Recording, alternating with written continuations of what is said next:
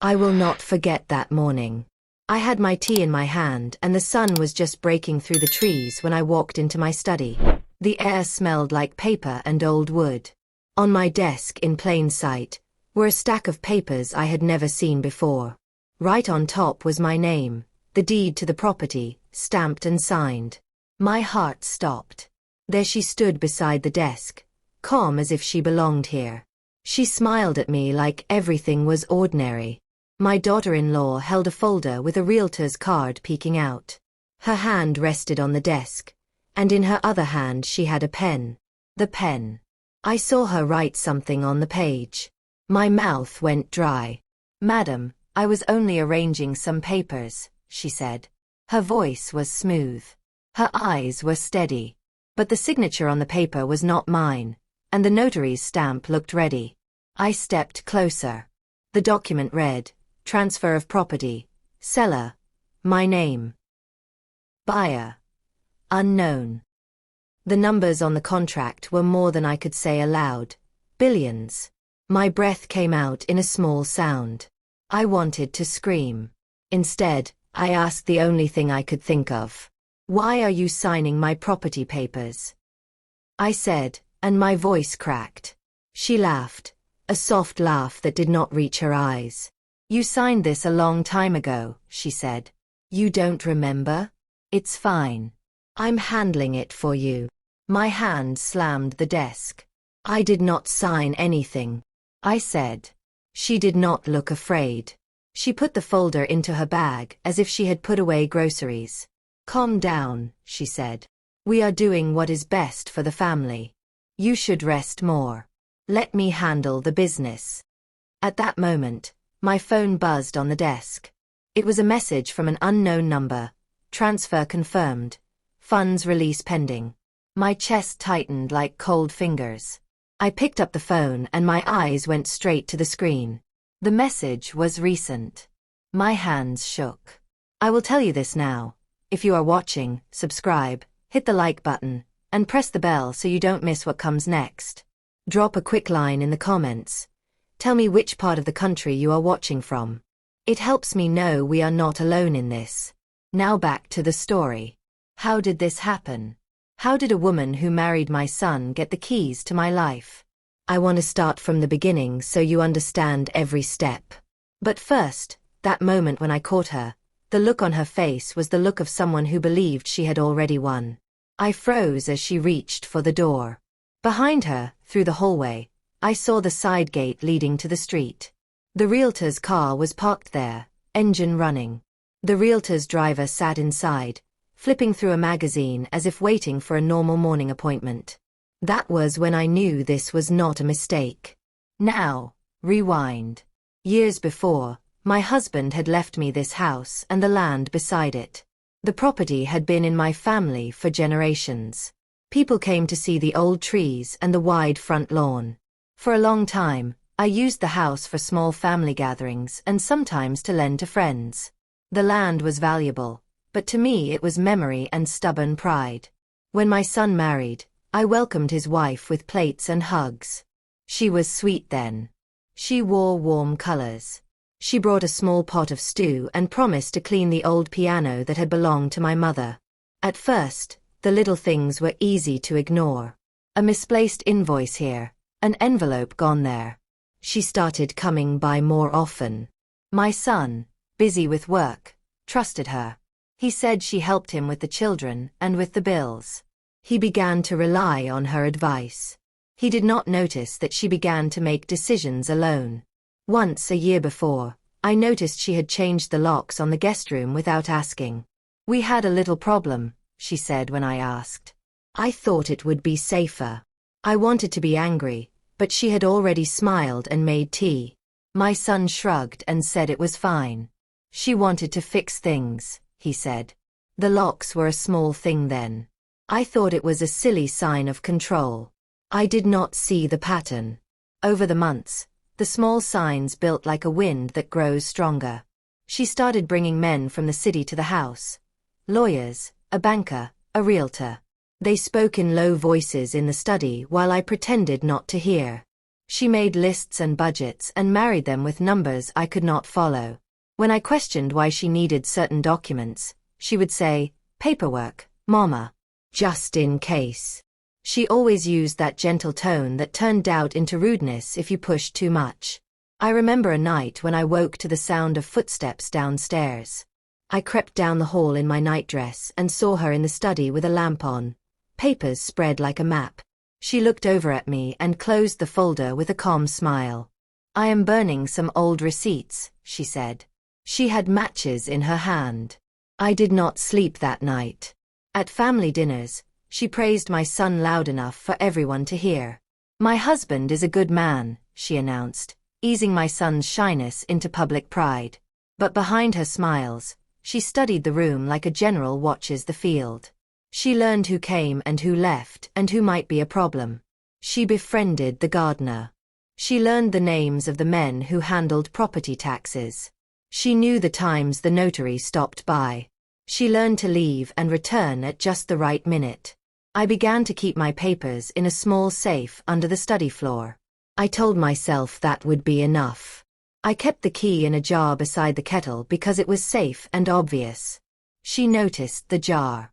She asked about it as if curious. I told her it was nothing and she said, "Good. Old things should be safe." She stroked the jar lid like she was blessing it. Weeks before the day I caught her, the children, my grandchildren, started taking longer naps at her house. "She helps a lot," my son said. "She knows what they need." He believed her. He believed her smile. Then came the strange phone calls. People I did not know called the house asking for meetings. Once, a man called asking to see the title deed. "For appraisal," he said. Another day, an email popped into my inbox, marked urgent, property valuation. I printed it and put it beside the kettle. She saw me looking at it. She laughed softly and said, "They are doing their job." She did not seem worried. On the morning I found her in my study, a small thing had changed. The jar with the key was moved. It sat on top of the safe, the lid still warm from her hands. My teacup trembled in my fingers. I had to get up the courage to go inside. Remember this: when you suspect something is wrong, your mind fights to fill the gaps. You see what you fear. You search for proof. I had been gathering proof, notes, names, small photos of dates on the calendar when she called men to the house. I thought I could catch her red-handed. But I did not expect to find the contract already in sight, the realtor waiting in the car, and a message on my phone telling me money was on the way. She stood there like a woman who had practiced her victory. She had the kind of calm that comes from planning. I had reasons to suspect. But nothing had prepared me for her pen poised above the paper with my name on it. She smiled and said, "We can sell. The house is big. You will be comfortable. Think of the travel, the rest." Her words were sugar and poison mixed in one. I reached for the folder. She did not stop me. Instead, she let me see the names and the stamp. Then she walked to the door and put on her coat. The realtor in the car checked his watch. On the desk, the phone buzzed again. That is where I must stop this chapter. The bell on the gate rang. Someone was at the gate. I looked at her, and she looked back with a smile that did not belong to me. The phone buzzed with another message. "Sign here. Notary on the way." My hands were shaking. I took a breath. I stepped forward and said the thing I had to say. But then the front door opened and the sound of a car door shut outside. The front door creaked open, slow and heavy, like it knew trouble was entering with it. I stepped back from the study desk, my hand still resting on the forged papers. My daughter-in-law did not flinch. She simply adjusted her coat and whispered, "Don't make this harder for yourself." The footsteps grew louder. A man appeared in the hallway, the notary. Gray suit, tired eyes, briefcase in his hand. He looked confused when he saw me instead of the person who had called him. "Ma'am, I was told you were ready to finalize the transfer," he said. I stared at him. Transfer? Who told you that? He glanced at my daughter-in-law. She smiled softly and nodded for him to continue. The notary stepped forward, opening his briefcase. Please sign on the last page. The buyer is waiting. I felt my stomach twist. Everything I had suspected was now happening in front of me. Fast, bold, and without shame. My daughter-in-law leaned closer to the notary and pointed at the forged signature. She already signed, she said calmly. She just needs to reconfirm it. I raised my voice. I did not sign anything. The notary pulled back, startled. He studied the page carefully. His brows drew together. This signature, he murmured, looks very fresh. Silence fell. My daughter-in-law's smile finally cracked. Only for a second, but I saw it. Fear or anger, I did not know which. She quickly took a step toward me, her voice suddenly firm. You are confused, she said. You signed this last week. Remember? You said you were tired of managing such a big place. A chill crawled up my arms. Now pause. I need to take you back, months before this moment, so you understand how she was slowly tightening her grip behind our backs. Because the truth is, this did not start in one day. It began the first time I allowed her to run a small errand for me. One afternoon, maybe 8 months before the forged papers appeared, she came to my house holding a tray of food. Mama, you do too much work alone, she said sweetly. Let me help with the banking and the taxes. You are not getting younger. I just want you to rest. Her tone was gentle, her smile warm. I believed she meant well. That very week, she took my tax receipts to help sort things out. A small thing, I told myself. A harmless thing. But then she started asking more questions. Questions that made my heart feel strange. Mama, how much exactly is the house worth again? Mama, where do you keep the land documents? I just want to arrange them properly. Mama, do you ever think of selling this land? It could bring the family good money. I dismissed it every time. I told her, this house is my life. It carries memories. She would nod respectfully. But behind that nod, something was growing. 2 months later, I noticed she was visiting the property office without telling anyone. The gardener mentioned it accidentally. She came asking about property valuations, he said. Thought you knew, Mama. I did not know. That night, I went to my son. She is just organizing things for the future, he said. You should be grateful. She's trying to help. He trusted her, not me. That hurt more than I admitted. As weeks passed, she became bolder. She collected copies of my ID. She signed for packages I never ordered. She brought strangers into my home, bankers, lawyers, men in suits. They whispered in corners, looked at the walls, the ceilings, the land outside, then left. Whenever I asked what was going on, she replied, "Oh, Mama, it's nothing serious. Don't worry. Don't stress." But stress was exactly what I felt every time she walked in with that cold, practiced smile. Then came the day the safe moved. I had placed the safe under a loose wooden board in my study. Only I knew the place. Only I touched it. But one morning, when I lifted the board, the safe was not sitting the way I left it. It had shifted, slightly. Not enough for anyone else to notice, but enough for me to feel my throat tighten. She had found it. She had opened it. She had taken something. I checked the papers inside. Some documents were rearranged. One sheet was missing, a copy of my signature page. That was when I knew this woman was not helping. She was preparing for something bigger, something dangerous. And now, standing in my study with the notary waiting and the forged documents in front of me, I realized. This woman had been planning to take everything I owned, slowly, smartly, silently. Until today. Today I caught her before she could finish. But catching her was not enough. Because the next thing she did froze my entire body. She turned to the notary and said, "Call the police. She is unstable. We need help."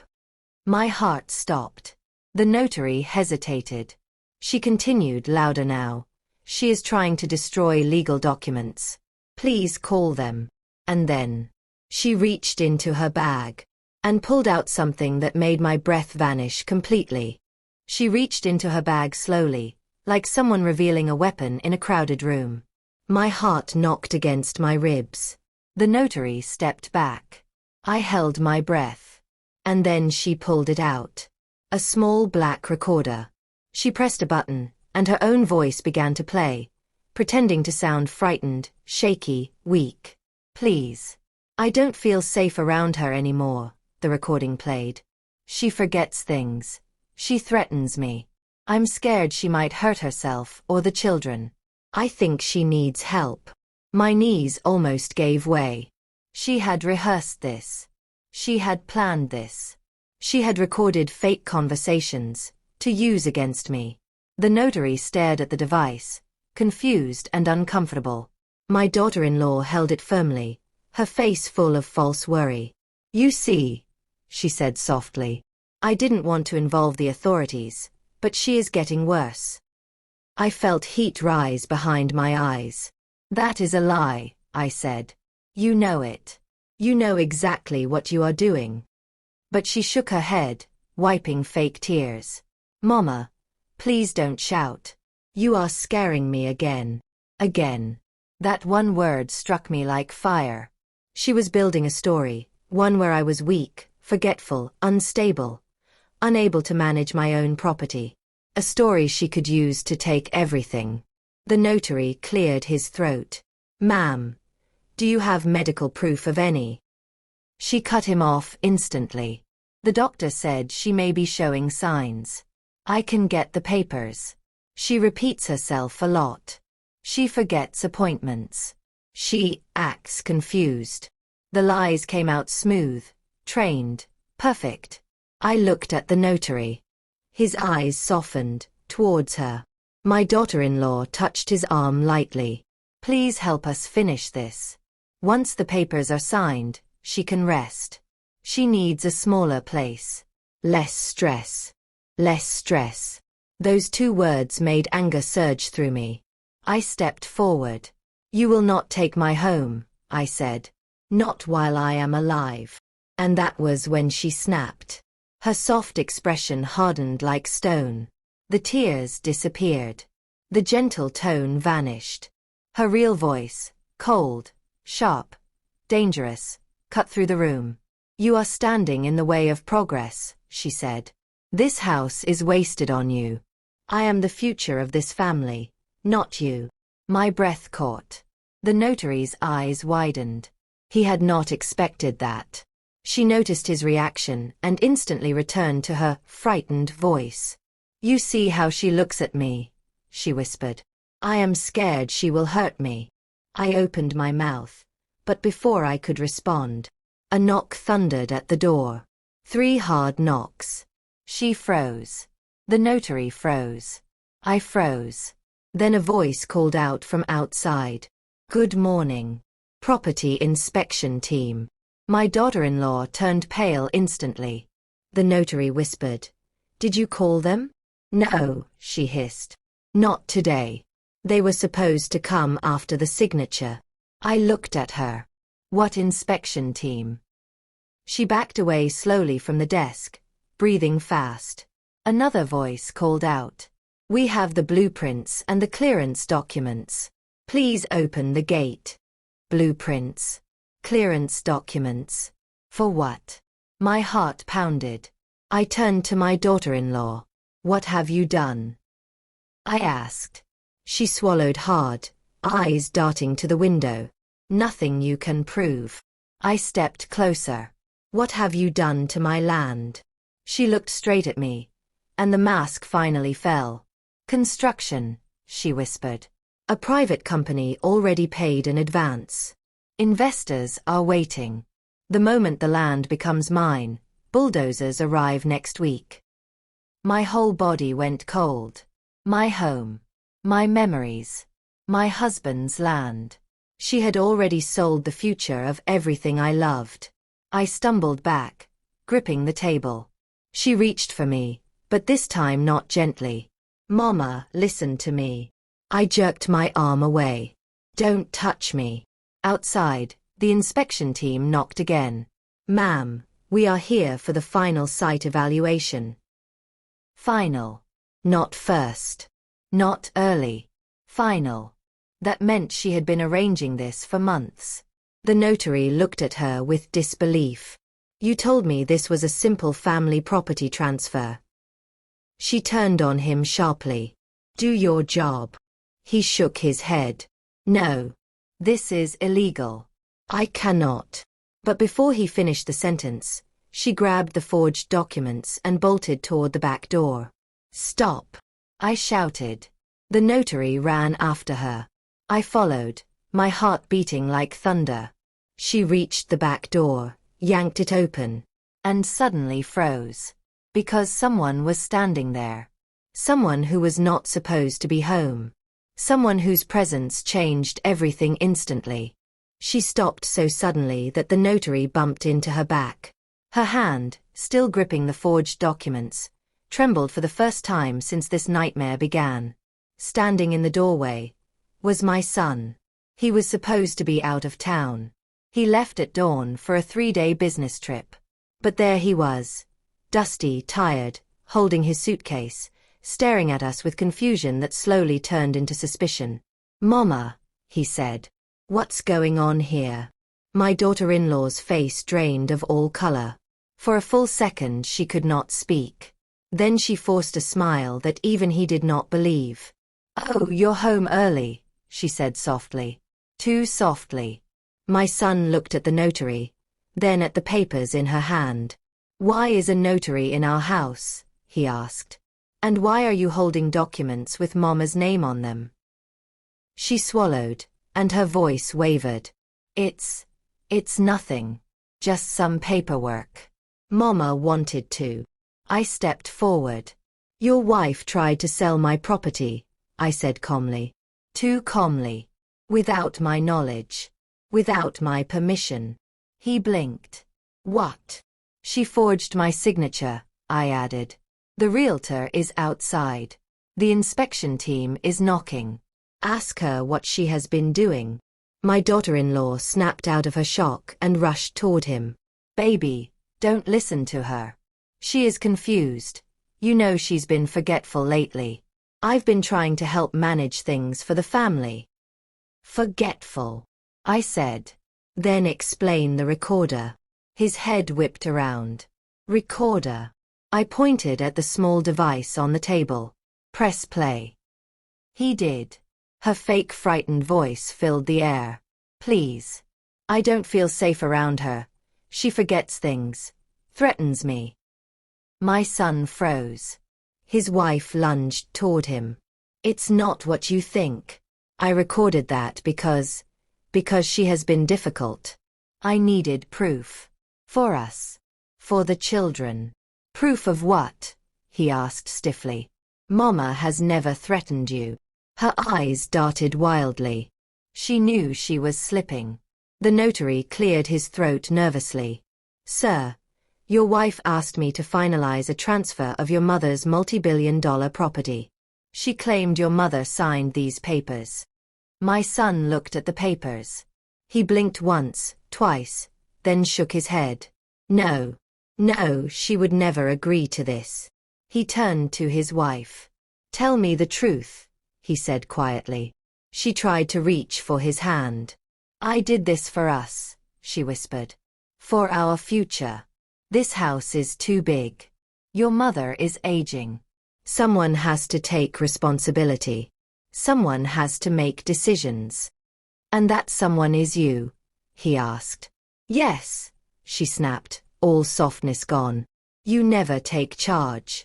You're always working, always tired, always leaving me to handle everything. So yes, I made decisions. Decisions that will make us rich. Decisions that will move us forward.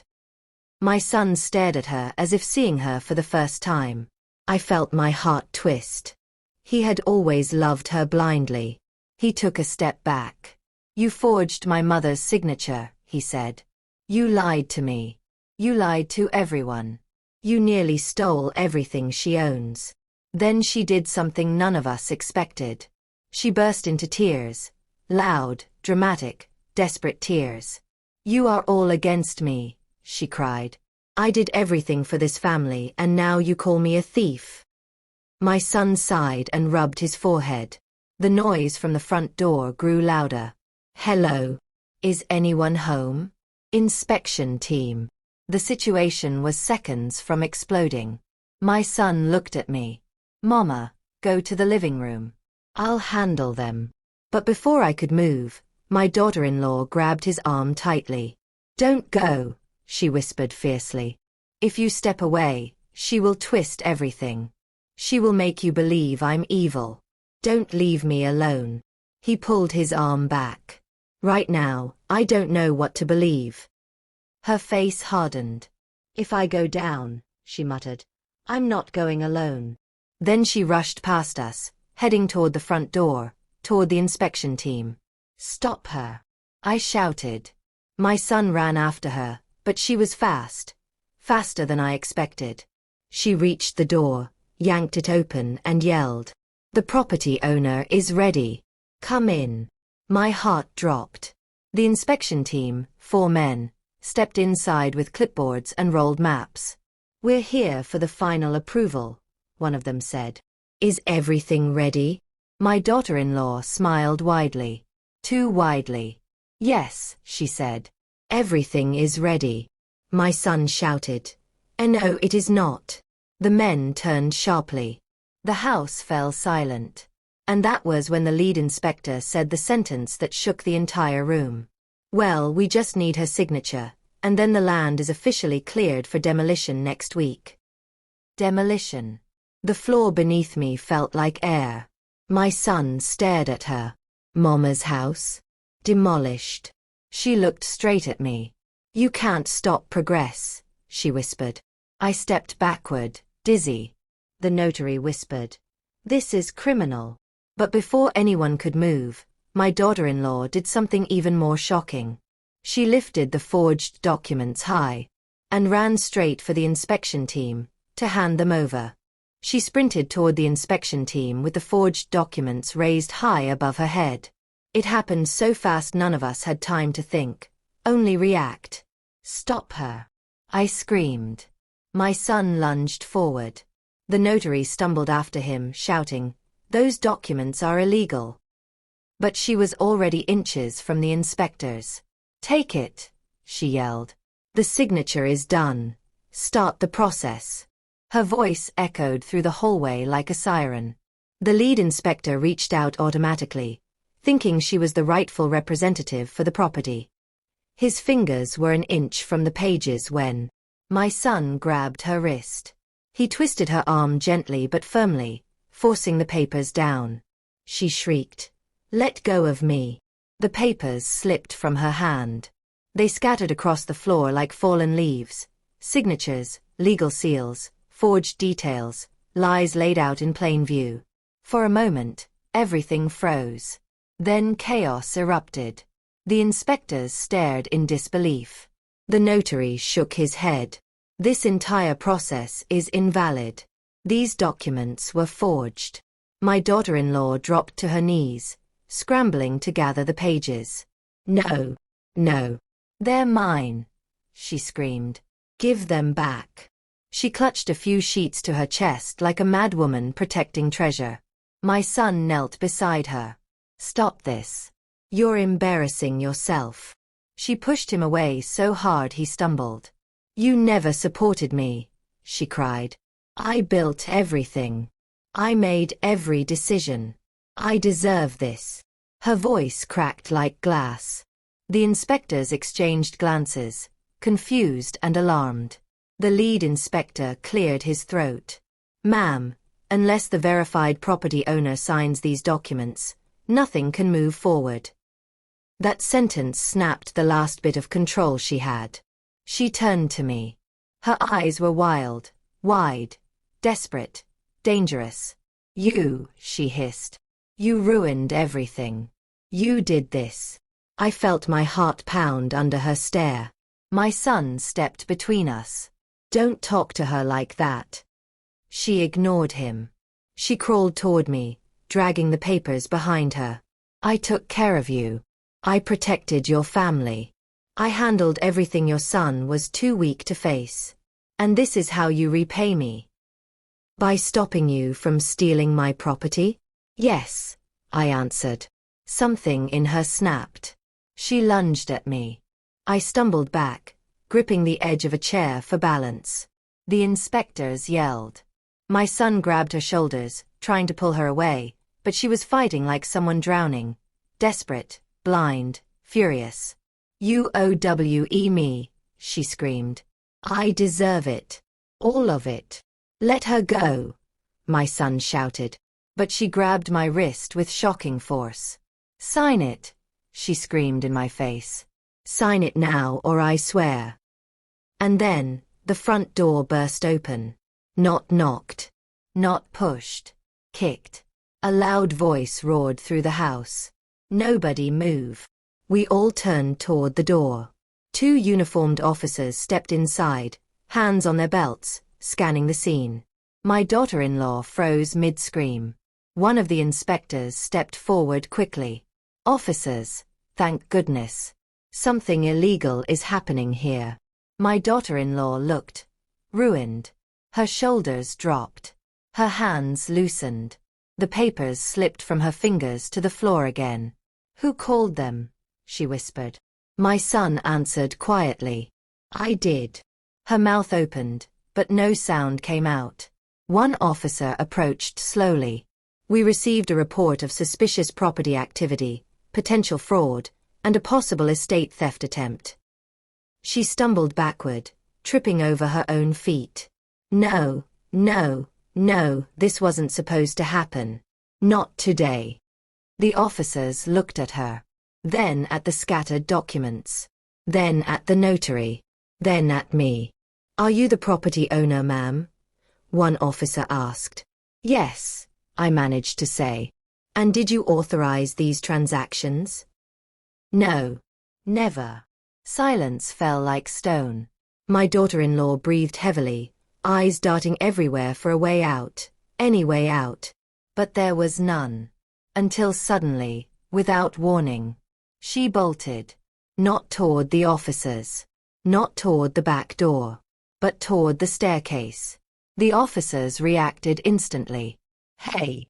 Ma'am, stop! She ran up the stairs like a panicked animal, grabbing the railing with both hands, pulling herself upward. Mama, stay down here! My son yelled, chasing after her. The officers followed him. The inspectors stepped back. The notary muttered, Oh dear God! And I could do nothing but stand there, shaking, watching dust fall from the ceiling as they all thundered up the stairs after her. Halfway up she screamed, If I can't have the house, nobody will. I froze. Because her voice wasn't angry anymore. It was something worse. Something cold. Something final. My son reached the top landing first, and then he gasped. Mama! Don't come up here. But it was too late. I had already taken the first step. And when I lifted my eyes, I saw exactly what she was holding. When I reached the top of the stairs, the world seemed to tilt. My daughter-in-law stood at the end of the hallway, her chest rising and falling fast, her hair wild around her face. And in her right hand was the heavy metal fire extinguisher we kept upstairs for emergencies. But she wasn't holding it for an emergency. She was holding it like a weapon. The officer closest to her raised his hands slowly. Ma'am, put it down. She shook her head violently. No. Nobody listens to me. Nobody respects me. I worked for everything. Everything. My son stepped forward. Put it down, please. We can talk. She swung the extinguisher toward him, just enough to make him stop. Don't come any closer. The hallway felt smaller, tighter, every breath heavy with fear. I whispered, Why are you doing this? She turned toward me, eyes full of something I could not understand. Anger mixed with years of feeling overlooked, powerless, and desperate. You took everything from me, she said quietly. Too quietly. Your son listens to you, not me. Your grandchildren love you more. You control the house, the money, the decisions. I needed one thing for myself. Just one. My voice trembled. But you tried to steal it. I earned it, she screamed. I held this family together while he chased work and you sat in your big house doing nothing. My son snapped. That is not true. She turned on him sharply. Shut up. Just shut up. You don't care about my sacrifices. Behind me, one officer whispered. We need to move slowly. But she heard him. Don't you dare, she yelled, gripping the extinguisher tighter. The officers froze. My son tried again. Please. Let's talk calmly. Calmly, she spat. After you called the police on me? After you embarrassed me in front of strangers? She stepped backward, bumping into the wall.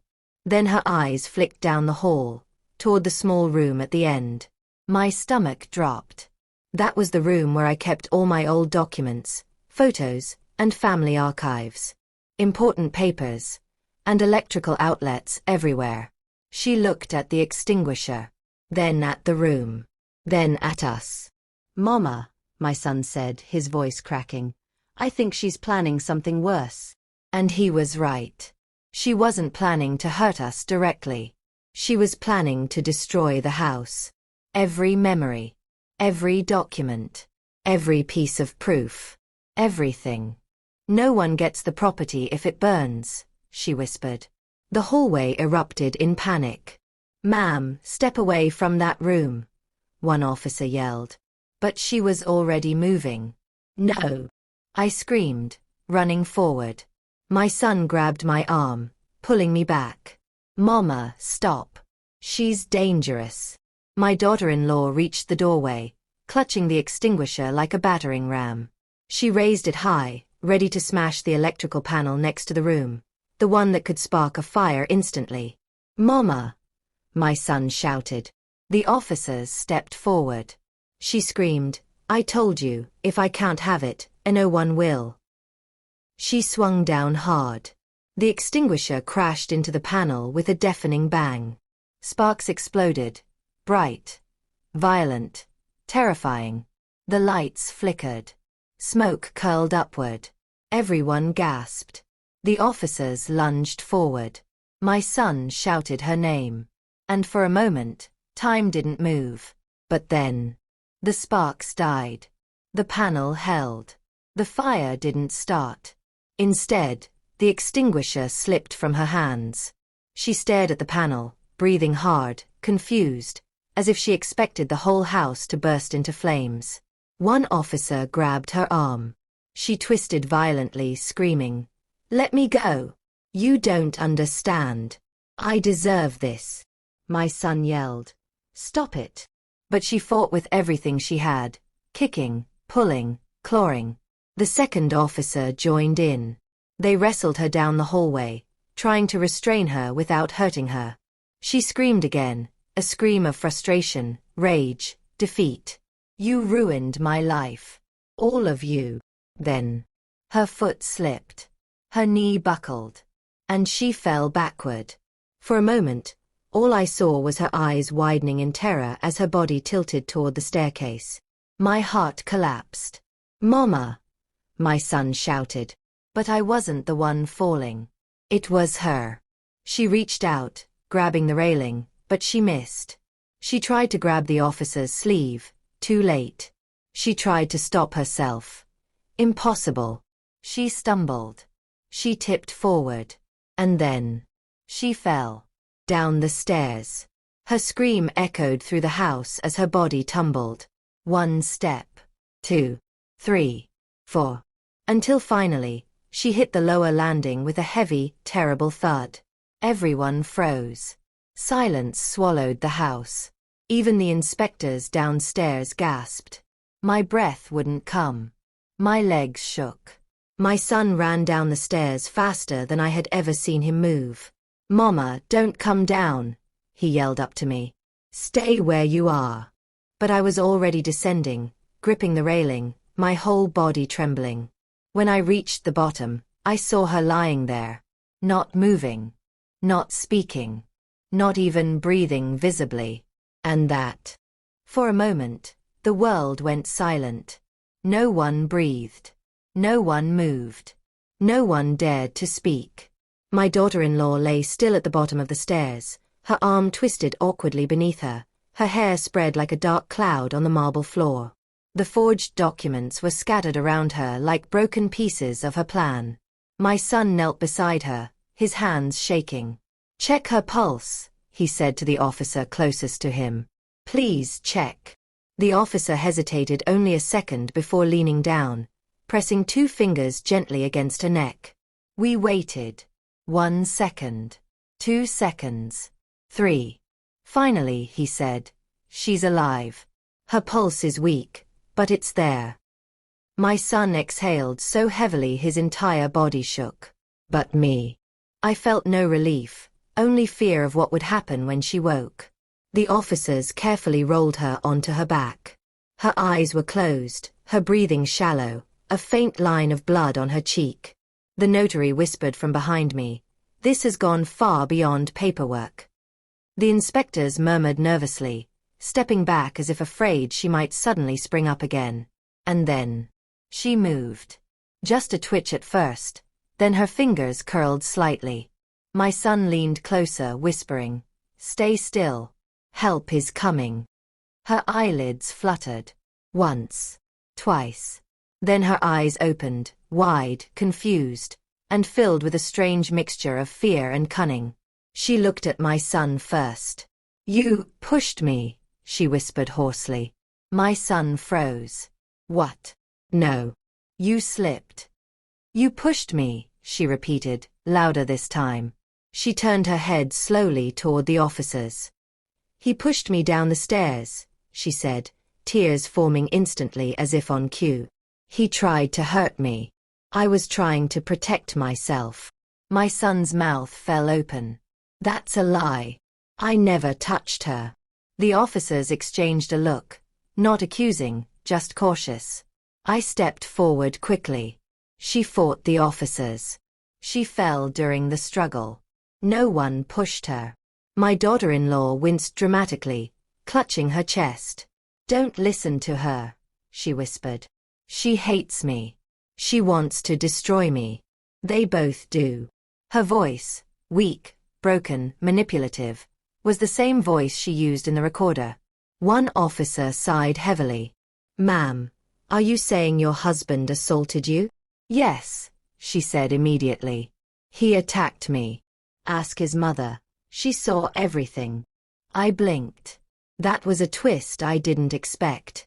"You're lying," I said. "He tried to stop you from destroying the electrical panel." But she shook her head slowly, playing the victim perfectly. "No, he grabbed me. He pushed me, because Mama told him to. They hate me. They want me gone." My son's voice rose. "This is insane." She winced again, squeezing her eyes shut. "I need help. I feel faint." The officers looked at each other, unsure. One of them said, "Ma'am, let's wait for the ambulance. We'll take your statement properly." Her eyes snapped open. "No," she whispered.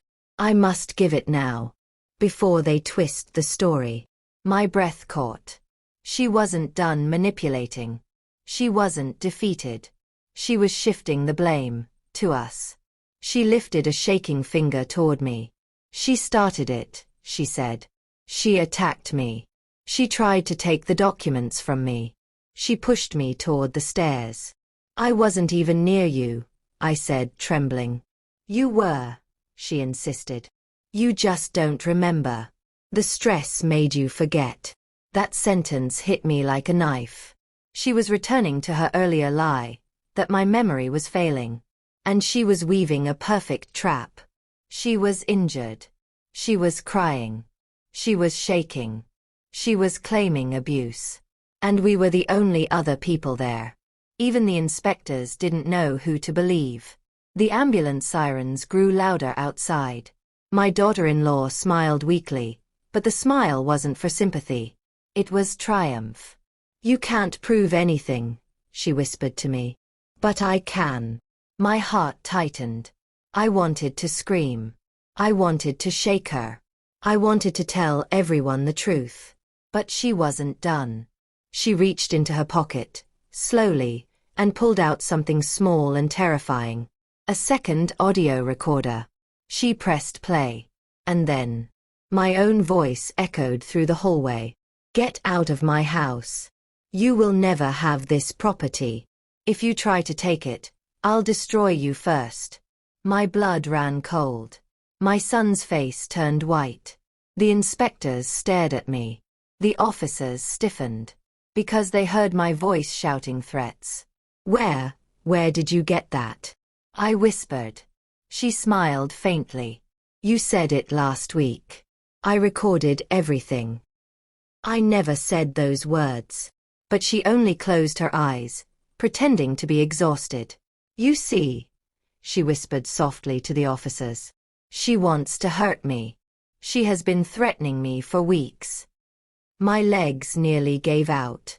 How did you get my voice?" I stuttered.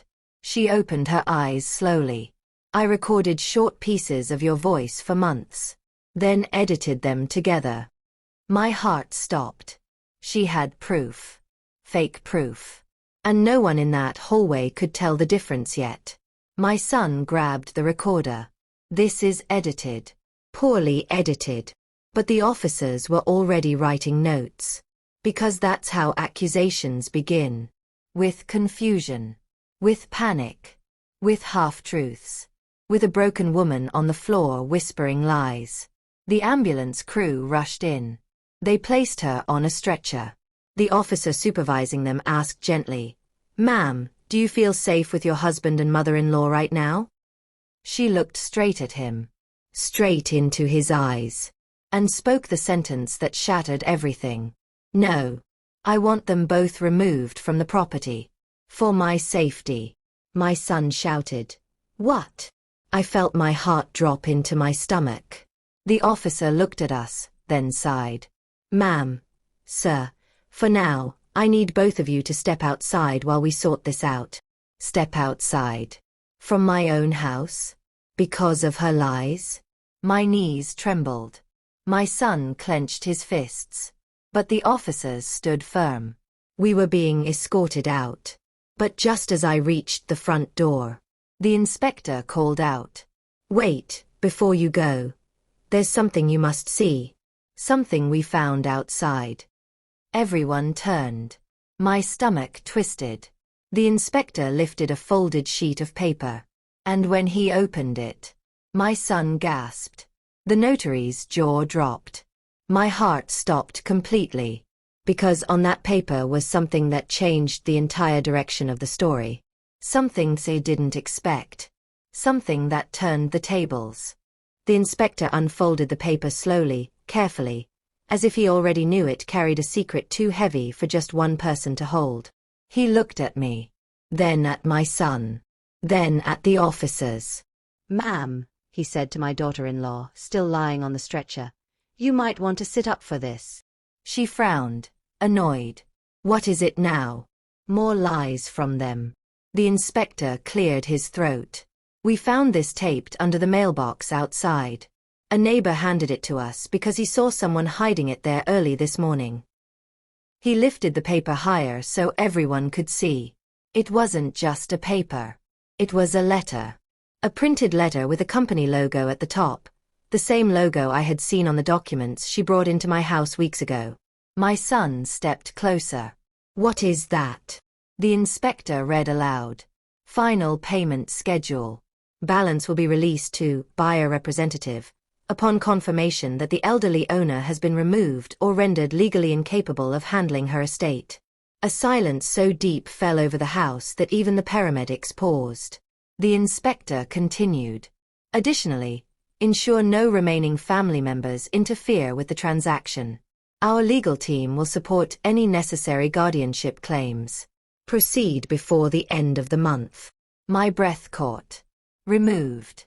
Rendered incapable. Guardianship claims. She wasn't just trying to steal my property. She was planning to have me declared unfit, or worse, so she could take full control. The entire trap she was building, the fake recordings, the lies about my memory, the staged threats, all of it suddenly made sense. My daughter-in-law went pale. That's not mine, she croaked. But the inspector wasn't finished. There's a name at the bottom, he said. He lowered the paper and looked directly at her. It's yours. Your full name. And your signature. Her mouth fell open. That's not real, she whispered. They forged it. They are framing me. But nobody moved toward her. Nobody comforted her. Because the truth was now undeniable. The officers leaned over the paper. One of them raised his eyebrows, whispering to his partner, "This is premeditated fraud." The paramedic holding her stretcher stepped back slightly, as if she was something dangerous. My son covered his face with both hands. "My God! You were planning to get rid of my mother?" She tried to sit up, panic rising in her eyes. "No. I didn't write that. I don't even know this company." The inspector held up a second paper. "You also dropped this outside when you fell." It was a receipt. A receipt for a large cash deposit. Paid to the same company. From her account. She gasped. "No, that's not." But the evidence was turning into chains. My son whispered, "You were about to make Mama disappear, weren't you?" Tears rushed down her cheeks. "I didn't. I would never." But the truth finally stood naked in the middle of the hallway. Every lie she built. Every trick she used. Every false accusation she tried to place on us. Everything collapsed. And for the first time since this nightmare began, she broke. Completely. She stopped crying abruptly. Her face went blank. Emotionless. Her breathing steadied, then slowed. She stared at the ceiling. "I was supposed to win," she whispered flatly. "I planned everything. I calculated every step. They promised me $4 million up front. The rest after demolition." Everyone froze. Even the officers. Even my son. Her words spilled out, bitter, disappointed, defeated. "I did everything right. I studied your habits. I tracked your appointments. I collected your voice recordings. I even rehearsed the fall down the stairs." My son shouted, horrified, "You planned the fall?" She laughed softly. "Of course. I thought if I played the victim, I could buy more time." The officer closest to her said sternly, "You have the right to remain silent." She ignored him. Completely. And the part about Mama having memory problems? That was brilliant. People always believe older women get confused. I felt my knees weaken. My son's face hardened with disgust. My daughter-in-law continued, her voice drifting. "All you had to do was sign. Just one signature. And no one would have been hurt." My voice trembled. "You almost burned the house." She shrugged lightly on the stretcher. "Collateral damage." The officers exchanged a grim look. This wasn't desperation anymore. It was confession. Pure, cold confession. The lead inspector handed the paper to the officers. "This is enough evidence to open multiple criminal charges," he said firmly. One officer nodded. "Ma'am, you are now under arrest for attempted fraud, elder abuse, property manipulation, and intentional endangerment." My son stepped forward, his voice shaking. "Get her out of this house." She turned her head slowly toward him. Her eyes were no longer angry or desperate. They were empty. "You think you're safe," she whispered. "You think this ends now?" One officer grabbed the stretcher to wheel her out. But before they moved her, she smiled. A chilling, confident smile. "There are people involved in this who won't stop just because I'm gone." My son froze. "What does that mean?" he demanded. She only laughed. A thin, eerie laugh that prickled my skin. "Check your phone," she said softly. "All of you." Nobody moved.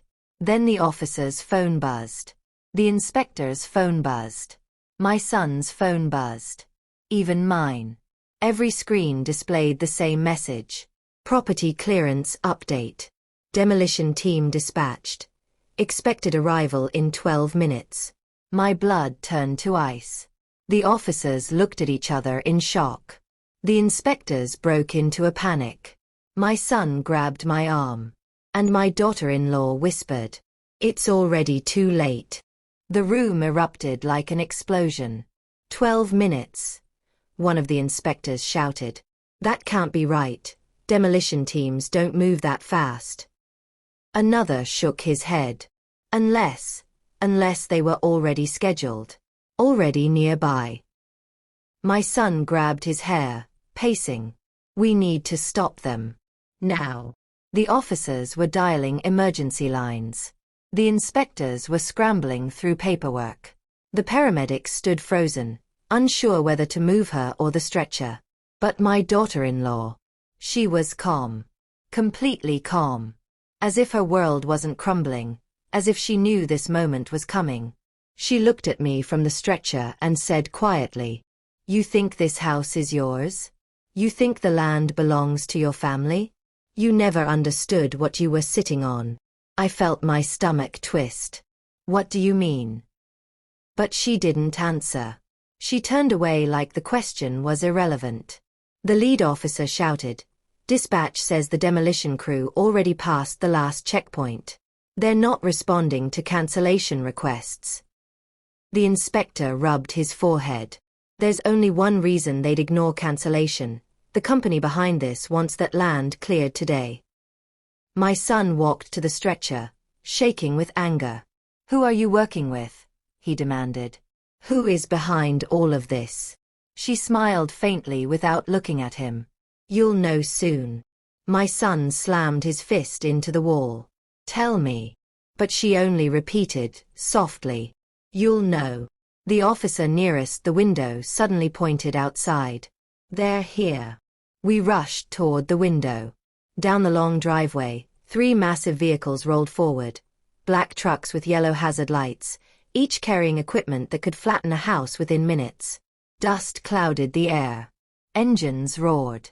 And in front of them, a man in a reflective vest walked with a clipboard, surveying the property like he owned it. The sight made my chest tighten. "How did they get authorization this quickly?" my son yelled. "There's no way." The inspector interrupted, horrified. "They have authorization. Look at their vests. That company only demolishes structures under special contracts. That means the deed transfer was logged in their system days ago." I felt my heart drop. Days ago. Before I caught her. Before the notary came. Before the forged signature. This wasn't just one woman's scheme. This was a coordinated takeover. And she had been the inside player. The clipboard man stopped near the gate. He turned to his workers and shouted orders. "The clearance is confirmed.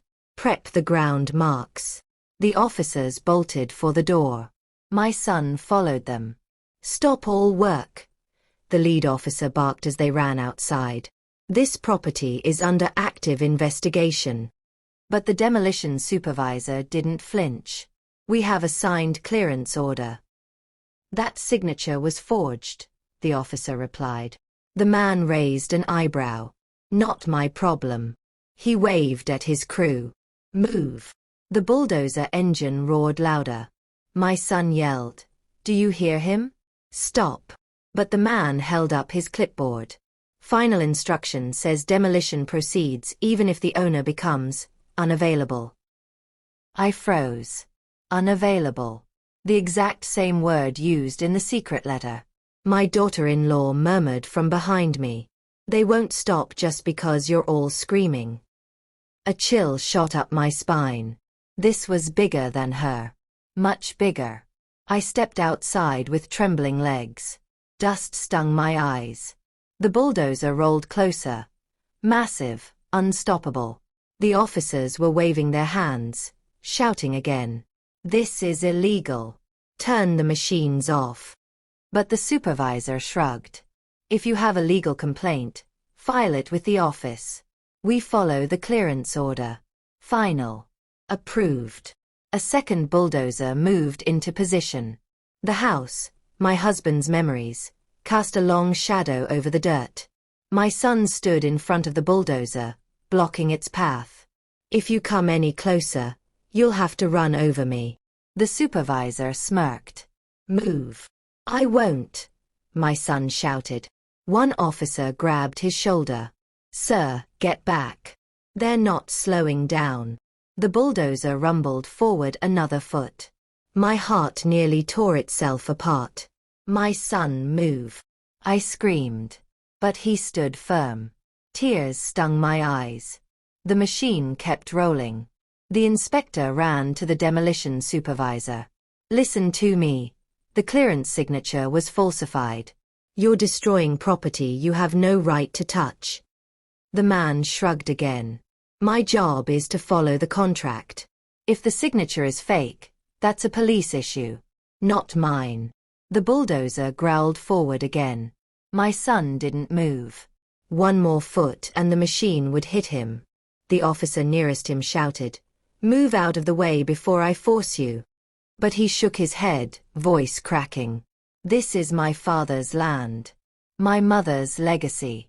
And I will not let anyone destroy it. The bulldozer kept coming. 5 more steps. 4. 3. The ground vibrated. And then, the demolition supervisor's radio crackled. Stop everything. Right now. The bulldozer screeched to a halt. Everyone froze. The supervisor lifted the radio to his mouth.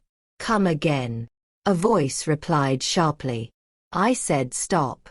New information just came in. Hold all movements. The supervisor frowned. From who? There was a brief pause. Then the voice said, From the owner. My stomach dropped.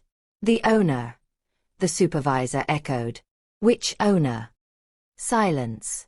Then the voice said, louder this time. The real owner. Everyone's head snapped toward the gate. Footsteps approached. Slow. Measured. Confident. A tall man in a dark suit stepped into view. He looked nothing like a demolition worker. Polished shoes, briefcase, no dust on him at all. My daughter-in-law, still lying on the stretcher, suddenly went stiff. Her eyes widened in shock. Or fear. Or both. My son frowned. Who is that?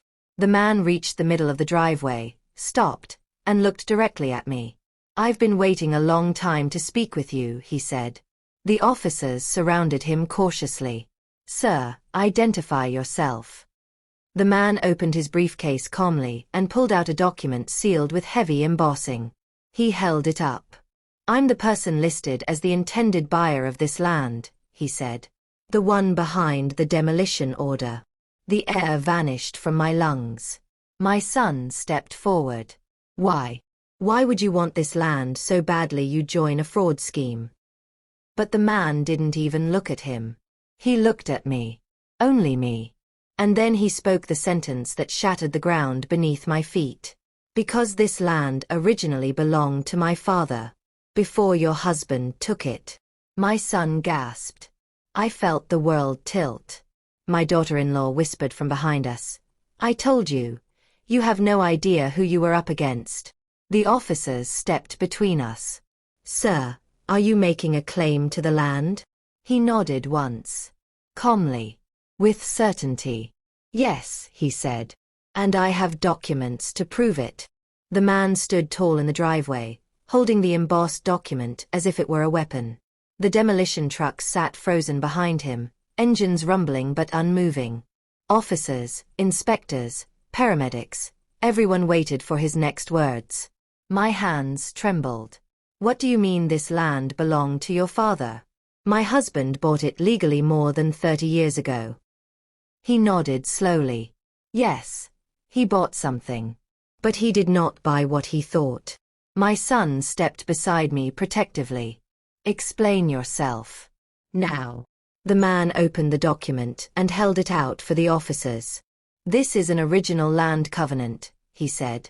Signed by my father before he died. It states that this property was never meant to be sold, only leased. Temporarily.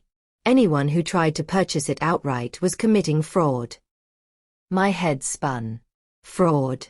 But we lived here for decades. He continued calmly. My father trusted the wrong lawyer. After he died, someone illegally transferred the deed to a buyer. Your husband. He thought it was a clean deal, but the transfer was never lawful. The officers examined the document closely. The chief inspector let out a slow breath. This signature, this seal, this is historical. My son shook his head in disbelief. So you're saying my father didn't even know? Correct, the man replied. Your father was innocent. But the illegal transfer still makes this land disputed property. And I spent years trying to recover it through legal channels. He looked toward the stretcher, at my daughter-in-law. But she approached me months ago, he said. She offered me something I never expected, a quicker way to reclaim my father's land. In exchange for part of the profit after demolition. My daughter-in-law squeezed her eyes shut, her voice cracking. You promised me partnership. You said we would own everything. The man did not even glance at her. I promised you nothing, he said coldly. You were simply useful. Her breath hitched, a mix of betrayal and shock. She realized she had been just a pawn in a larger game. The officers turned to him. Sir, even if you claim the land, you cannot order demolition without a clear ruling. That's why I stepped in now, he said. Because the demolition company acted too early. And because this woman, he pointed at her, ruined the timing. My son's voice was steel. What happens now? You think we'll just walk away and let you take our home? The man sighed deeply. No. I came to negotiate. Not destroy. Everyone froze. He looked directly at me. I reviewed the history with my lawyers. Your husband genuinely believed he purchased this land. It is not your fault. I do not want to remove you. I only want the land's future handled properly. My heart eased slightly, but not enough to breathe freely. So what do you want? I asked. He closed the briefcase. I want a peaceful settlement. A share agreement. We preserve the house. We protect the land. No demolition. One of the inspectors stepped forward. If both sides agree, we can freeze all previous fraudulent actions and start a proper legal review. My son looked at me. His eyes softened. Mama, this might be the only way. And he was right. 4 years, I fought to protect this home. 4 years, I believed we owned every inch of soil. But the truth was bigger, older, deeper than any of us knew. I nodded slowly. I agree to a legal review.